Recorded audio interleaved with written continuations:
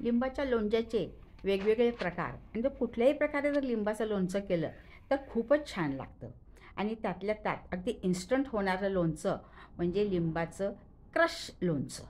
लिंबाचे क्रश लोणचे आणि पटकन पण होतं आणि चवीला पण खूप छान लागतं. आणि त्यामुळे जास्त वेळ आपल्याला ते लिंबाचं लोणचं मुरायची वाट बघावं लागत नाही. तर असं हे लिंबाचं क्रश लोणचं आपण करणार आहोत. नमस्कार, मी रेखा आळंदकर. आज आपण बनवणार आहोत लिंबाचे क्रश लोणचे. त्यासाठी इथे मी 10 ते 12 लिंब घेतलेली आहेत. छान आपल्याला धुवून आणि मस्त पुसून घ्यायची, म्हणजे कोरडे करून घ्यायची आहेत, म्हणजे त्याच्यावरची घाण सगळी निघून जाते. आणि एकीकडे मी गॅसवर गरम पाणी करायला ठेवले. एक उकळी आली आणि गॅस लगेच बंद करायचं आहे आपल्याला, म्हणजे गरम पाण्यात ही आपल्याला लिंब टाकायची आहेत. त्यामुळे काय होतं की आपण जेव्हा मिक्सरमधनं हे बारीक करतो क्रश लोणच्यासाठी लिंब, तर त्याच्यामुळे हे गरम पाण्यात जर आपण हे टाकले तर लवकर बारीक पण होतात आणि रस जास्त प्रमाणात निघतो. तर हे एक आपल्याला लक्षात ठेवण्यासारखं आहे. तर गॅस बंद केलेला आहे आपण आणि या गरम पाण्यात ही मी 10 ते 12 लिंब टाकणार आहे.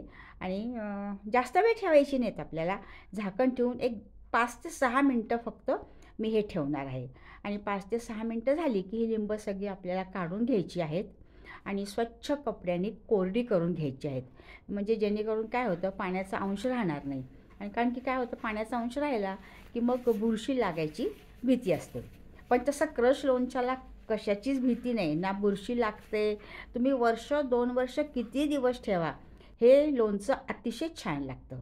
तर अशी ही लिंब कोरडी करून घेतली मी आणि त्याचे तुम्ही छोटे छोटे तुकडे करा, मोठे करा, कारण का तर नाहीतरी आपल्याला मिक्सरमधनंच काढायचे आहेत.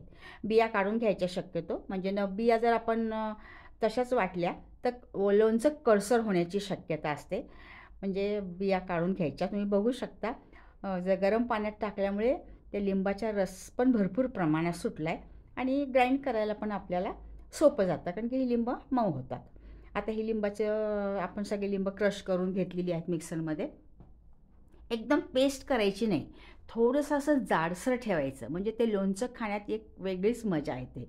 आता तुम्ही बघू शकता की तुम्हाला असं जाडसर दिसतंय. जास्त बारीक पण करायचं नाही, जास्त जाड पण ठेवायचं नाही. या प्रकारचं मिश्रण तुम्ही बघू शकता. या पद्धतीने आपल्याला ही सगळी लिंब जी आहेत ती बारीक करून घ्यायची आहे. हे सगळं मी एका बाउलमध्ये काढलं आहे. आता याचं साखरेचं किंवा गुळाचं प्रमाण कसं आहे, मी आता साखर का वापरणार आहे, तर साखरेमुळे या लोणच्याला एक वेगळीच चव येते. पाक आणि त्याच्यात तिखट टाकली की रंग वेगळा येतो. ते जितकं आपलं हे मिश्रण झालं असेल, म्हणजे आपण ग्राइंड करून जे केलं आहे ते या बाउलभर झाले, तर याच्यात दुप्पट साखर घालणार आहे. तुम्ही गूळ आवडत असेल तर तुम्ही गूळ पण घाला, पण दुपटीच्या प्रमाणात. कारण काय होतं की गोडच लोणचं हे खूप छान लागतं, जसं आंबटपणा नको वाटतो, कारण की लिंबाचं आंबट लोणचं आपण वेगळ्या प्रकारे करू शकतो. तर अशी मी ज्या बाउलनी घेतलं होतं आपण मिश्रण, त्याच बाउलनी 2 बाउल मी ही साखर टाकली आहे. साखर छान आधी मिक्स करून घ्यायची आहे. लगेच आपल्याला गॅसवर नाही ठेवायचं, कारण काय होतं की आपण गॅसवर जर ठेवलं साखरेसकट लगेच, तर ते साखर पण करपून जाण्याची शक्यता असते आणि कॅरॅमलसारखा वास येण्याची एक शक्यता आहे.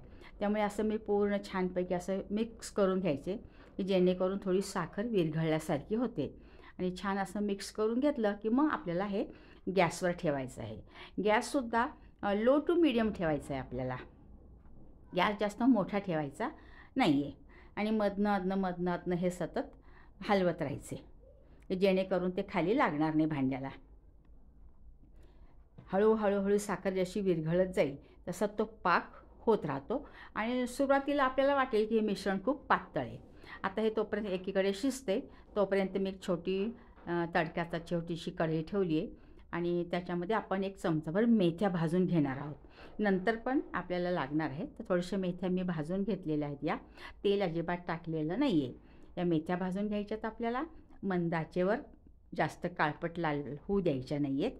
आणि यातच थोडे 2 ते 4 लवंगा आणि दालचिनीचे तुकडे हे पण थोडेसे गरम करून घ्यायचेत आपल्याला. आणि मग या गॅस बंद करून टाकायचा आहे आपण. आणि या बंद गॅसमुळे काय होतं, कढई आपली गरमच आहे आणि या गरम मेथ्यांवरच आपल्याला हिंगाची पूड टाकायची आहे. इथं मी 1 चमचा हिंग घेतला आहे आणि गॅस बंद करण्याचा उद्देश हा की ते हिंग जळू नये. आणि ही सगळी याची पूड करून घ्यायची आपल्याला. दालचिनी, लवंग, हिंग, मेथ्या हे सगळी छान बारीक अशी पूड करून घ्यायची. आता एकीकडे हे मिश्रण आपलं शिजते, तर याच्यातच आपण ही केलेली पूड टाकायची. आणि दालचिनी आणि मेथ्यामुळे एक मस्तपैकी वास पण छान येतो आणि चव पण खूप छान लागते. आता हे शिजायला जवळपास एक अर्धा तास तरी लागतो, कारण की गॅस आपण एक लो टू मीडियमच ठेवला आहे. त्यामुळे थोडेसे पेशन्स आपल्याला हवेतच. तर एकीकडे बघायचे की आपला पाक झाला आहे का? अजिबात अजून झालेलं नाही आहे. मिश्रण खूप पातळ आहे. तर हे मिश्रण होऊ द्यायचं. तोपर्यंत आपले आपले कामं आटपून घ्या दुसरे. एकीकडे होत राहतं. मधनं अधनं हे सगळं हलवत राहायचं. आता याच्यातच मी 2 टेबलस्पून मीठ टाकले. मिठाचं प्रमाण आपल्या आपल्या अंदाजाने घ्या. कमी मीठ पडलं तर ते नासण्याची शक्यता असते. पण एक एवढ्या लिंबाला 2 टेबलस्पून पुरेसं होतं. जास्त खारट पण नको. आणि लाल तिखट.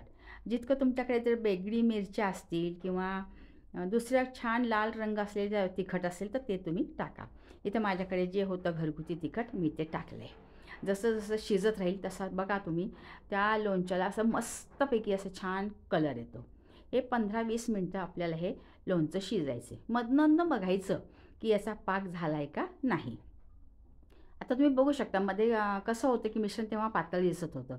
एक 8-10 मिनिटांनी बघितलं तर बघा चिकटपणा आला आहे आणि छान तार सुटते. आणि छान अशी तार झाली की समजायचं की आपलं लोणचं तयार आहे. हे बघा, बघा तुम्ही पुन्हा बघा, हे बघा असे तार सुटला आहे. म्हणजे आपलं लोणचं एकदम तयार आहे. आता जास्त शिजवायची गरज नाही. आणि तुम्ही जास्त जर शिजवलं तर मग ते गार झाल्यानंतर फारच घट्ट होतं. आता तुम्हाला दिसेल की बाबा हे लोणचं कसं आहे, किती पातळ दिसतं, एवढं पातळ लोणचं कसं काय? पण काळजी करू नका. हे जरी आत्ता पातळ दिसत असेल तरी नंतर ते गार झाल्यावर छानपैकी त्याला टेक्स्चर मस्त होतं.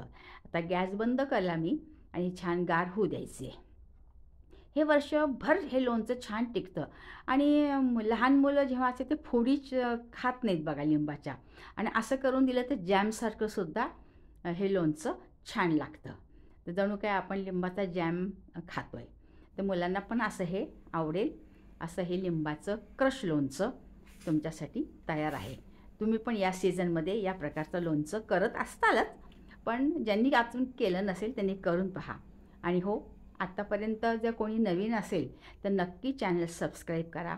बेल आयकॉनचं बटन दाबायला विसरू नका, जेणेकरून माझ्या या सोप्या सोप्या रेसिपी तुमच्यापर्यंत नक्कीच पोहोचतील. आणि कमेंट द्यायला तर अजिबात विसरायचं नाही. खूप खूप धन्यवाद.